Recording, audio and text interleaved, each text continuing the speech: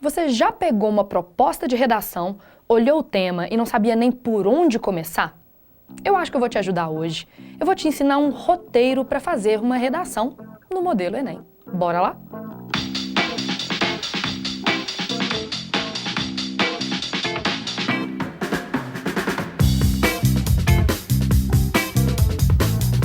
Eu costumo dizer para os meus alunos que dá para montar um roteirinho mental para escrever uma redação. Se tudo der certo, até o final do nosso curso juntos, eu vou ser uma vozinha dentro da sua cabeça narrando o que você precisa fazer. Então vamos lá para o passo a passo de como montar uma redação no formato Enem. Primeira coisa, você tem que identificar as palavras mais importantes, o que eu chamo de palavras-chave, fazendo em seguida o seu vocabulário, ou seja, procurando 3 ou 4 termos que retomem cada uma dessas palavras. Ou seja, você vai procurar os sinônimos e os hiperônimos, os termos mais amplos que fazem referência ao termo que está no seu comando. Então vamos começar com o exemplo do Enem de 2015. Em 2015, o tema foi a persistência da violência contra a mulher no Brasil. E aí eu destacaria primeiro a palavra persistência. Persistência significa continuidade, manutenção, permanência. Violência é uma palavra importante também neste tema, e aí você pode retomar por agressão, desrespeito, problema. Contra a mulher significa que essas agressões são contra o público feminino, contra essa minoria, contra as cidadãs ou as brasileiras. E no final, se eu estou falando do contexto brasileiro, na sociedade brasileira, isso se dá no Brasil, no país, no contexto ou na cultura nacional. Em seguida, é necessário, porque é uma obrigatoriedade no Enem, identificar e explicitar a situação-problema. Eu queria combinar com vocês uma sigla. Toda vez que eu falar sobre situação-problema, a gente vai usar a sigla SP, para facilitar as nossas aulas. Você vai fazer o que a gente chama de problematização. Existem 3 perguntinhas básicas para fazer qualquer problematização. Lembrando, a gente tem uma aula em que a gente já falou sobre isso. Fazer a problematização é se perguntar por que o tema é, pode ser ou enfrenta um problema. Ou seja, se o tema é um problema, quais são as suas consequências negativas? Se o tema pode ser um problema, quais são as distorções ou os maus usos desse tema? E por último, se o tema enfrenta um problema, quais são os obstáculos que dificultam que esse tema se concretize? A partir deste ponto, a gente pode ir para o nosso terceiro passo no nosso modelo de texto. Você precisa identificar o modelo de tese que é mais adequado ou mais seguro para aquele tema. Lembrar, a sua tese não precisa ser uma única forma de tese. Você pode combinar teses e fazer, por exemplo, uma posição um pouco mais sofisticada. Primeiro formato de tese, a chamada tese por problematização. Na tese por problematização, o foco está nas consequências daquele tema. Quais são os desdobramentos negativos do tema?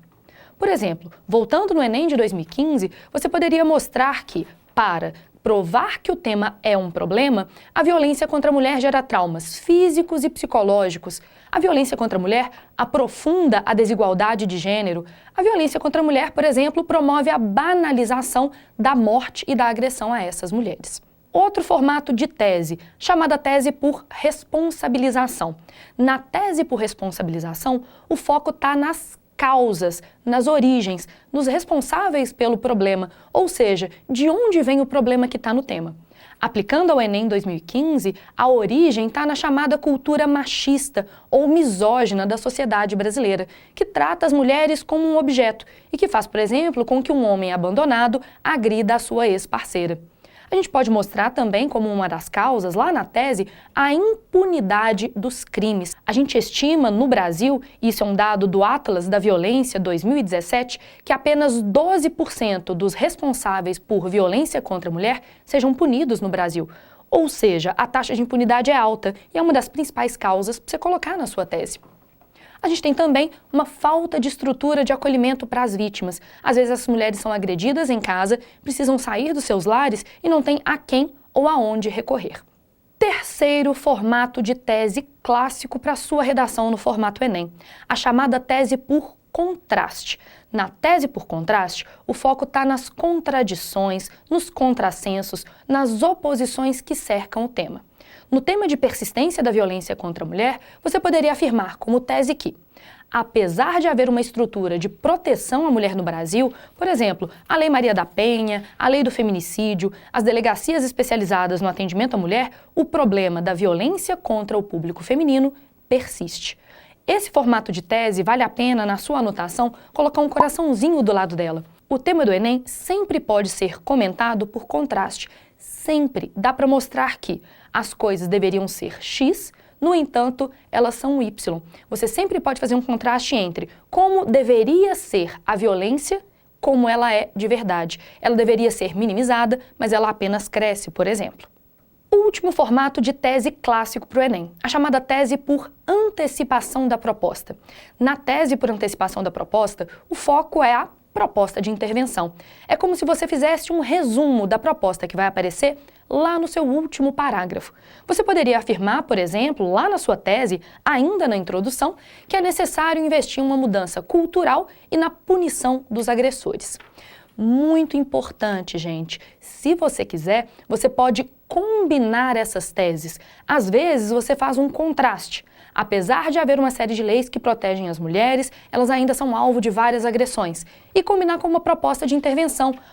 É necessário, portanto, investir na punição dos agressores e numa mudança cultural. Dica: pega o manual do participante do Enem e tente perceber o modelo de tese que cada uma daquelas redações nota 1000 recebeu.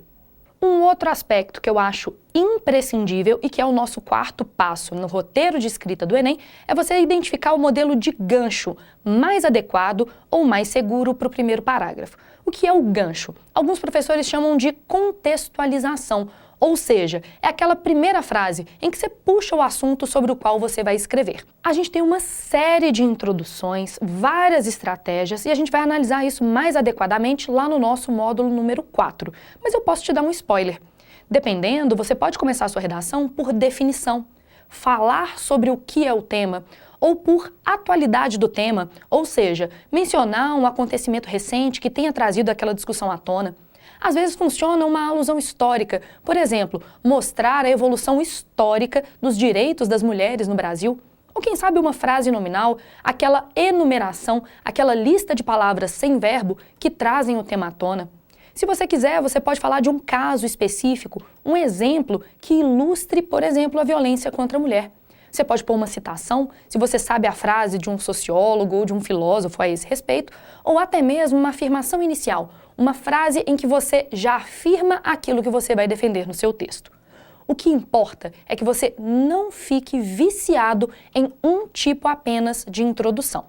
Por exemplo, alguns alunos gostam de fazer introdução por apresentação de dados, mostrar uma estatística, um número que fale do tema. Mas se eu estou viciado em fazer introdução por apresentação de dados, pode acontecer um problema. E se cai um tema sobre o qual você não tem nenhum dado? Você precisa ter, então, um plano B. É por isso que é um exercício que eu sugiro para vocês ao final desta aula. Pegue um tema de redação, qualquer tema, na nossa plataforma há vários, pode ser até o tema que eu vou comentar nesta semana, e planeje pelo menos 3 introduções diferentes para aquela mesma forma de temática. Qual é a ideia? Você tem um plano A, por exemplo, apresentação de dados, um plano B, por exemplo, uma alusão histórica, e um plano C, atualidade do tema. Dessa forma, você não se torna dependente de uma estratégia só.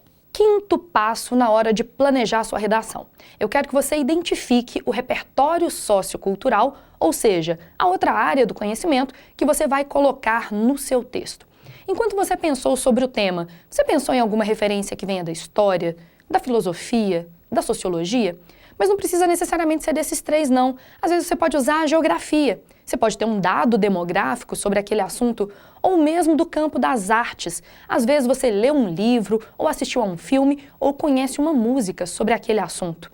Mas não necessariamente está só nessa área de humanas ou artísticas. Você pode usar também uma referência que venha da biologia, uma explicação biológica, por exemplo, para a violência, ou mesmo da química. Dados também contam como repertório sociocultural. Então anote no cantinho da sua folha de rascunho qual que vai ser sua outra área do conhecimento. Você ainda não montou o seu texto, você ainda não tem uma estrutura, são apenas anotações que a gente ainda vai organizar no esqueleto textual. Bom, sexto passo para montar sua redação. É hora de você identificar qual que é um modelo de desenvolvimento que você acha mais adequado, mais seguro ou com o qual você se sente mais à vontade para escrever essa redação.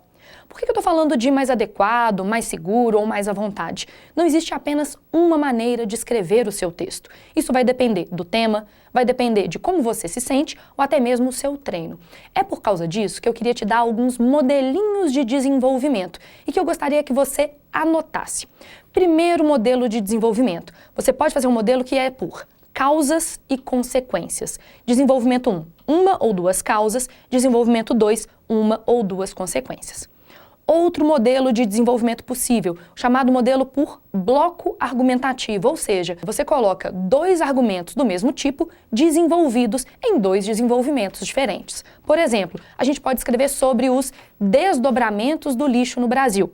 E aí, no desenvolvimento 1, você põe o bloco argumentativo desenvolvimentos ambientais, impactos ambientais. Outro, desenvolvimentos socioeconômicos, consequências socioeconômicas.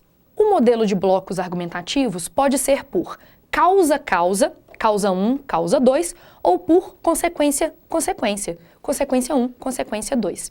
Por exemplo, a gente está falando sobre o avanço da miséria e da pobreza no Brasil. Você pode fazer um bloco argumentativo, por exemplo, causas históricas. Em seguida, no desenvolvimento 2, causas atuais, contemporâneas. Outro modelo de desenvolvimento possível é o de avanços e desafios. No tema de persistência da violência contra a mulher, esse era ótimo. Você podia fazer um desenvolvimento em que se começava falando dos avanços no que diz respeito às garantias da segurança das mulheres. Mencionava lá a Lei Maria da Penha, Lei do Feminicídio, o desenvolvimento das delegacias de atendimento especializado à mulher, as DEANs. Só que não adianta nada falar só desses avanços, você precisa problematizar, e aí você faz os desafios.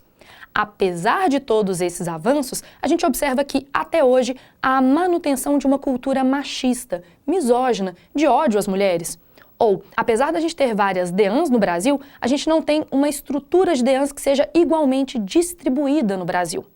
Esses são os formatos básicos de desenvolvimento. Se vocês observarem, existem desde estruturas mais tradicionais, causas e consequências, quanto estruturas um pouco mais ousadas, os blocos argumentativos, por exemplo, por causa 1, causa 2. Dica: tentem variar a estrutura de desenvolvimento. A partir da análise dos temas dos Enems, observar que, para cada tema do Enem, existe um desenvolvimento mais adequado para cada proposta de redação. Ok, chegamos no nosso sétimo passo. Você já produziu a sua introdução, você já fez a contextualização ou gancho e a tese, você já planejou o seu desenvolvimento, você já tem o desenvolvimento 1 e o desenvolvimento 2. É hora de estruturar a proposta de intervenção. Existem 5 perguntas que você precisa fazer para fazer uma boa proposta de intervenção. Primeiro, qual é o objetivo da sua proposta? Para que serve a sua proposta? Qual é o agente da sua proposta? Quem vai realizar aquela ação? Em seguida, a ação, ou seja, o que vai ser feito. Em seguida, você precisa me falar qual é o meio, modo ou veículo, o como da sua proposta. Por fim, o detalhamento adicional. Você precisa me dar uma informação a mais sobre pelo menos, dos 4 elementos anteriores. Está disponibilizado, junto com os materiais desta aula, uma folhinha, um formulário que eu chamo de Folhinha do Amor, que é o meu presente para vocês. Esse roteiro está todo explicadinho, está todo esquematizado por lá. Dá uma olhada.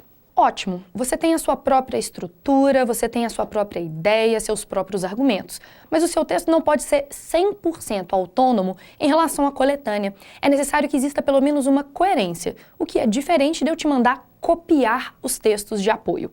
Ou seja, como é que eu posso usar os textos de apoio na redação de uma maneira produtiva?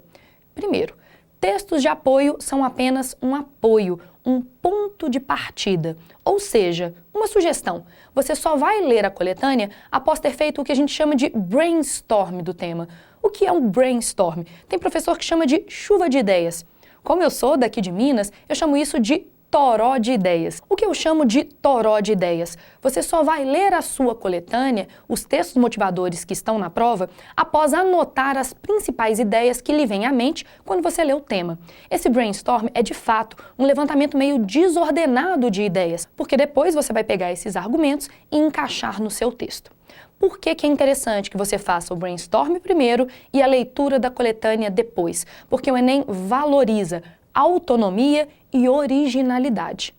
Ou seja, quando você for ler a coletânea, é sugerido que você faça um breve resumo, uma topicalização com as próprias palavras ao lado de cada um dos textos. É como se você se perguntasse assim: qual que é o recado que o texto 1, que o texto 2, que o texto 3 ou eventualmente o texto 4 me manda? Qual que é a dica que está ali? Onde, no meu texto, essas discussões se encaixam? A partir do momento em que você se pergunta isso, como é que essa topicalização, esse resumo que você fez da coletânea se encaixa no seu texto, eu garanto que o seu texto é coerente com os motivadores e, ao mesmo tempo, tem o que a gente chama de autoria, ou seja, uma argumentação própria e original. Bom, agora a gente precisa esquematizar a sua redação, montar esse esqueleto de texto e o seu rascunho. Vamos para montar o esqueleto da redação.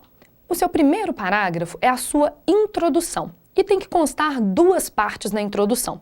O gancho ou a contextualização, que é aquela frase em que você apresenta o tema sobre o qual vai falar, e a sua tese, o seu ponto de vista, que foi a estratégia que a gente escolheu lá no roteiro de escrita da redação.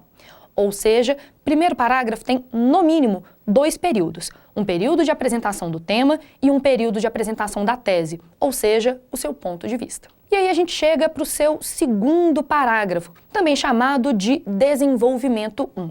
Quais são as partes do desenvolvimento 1?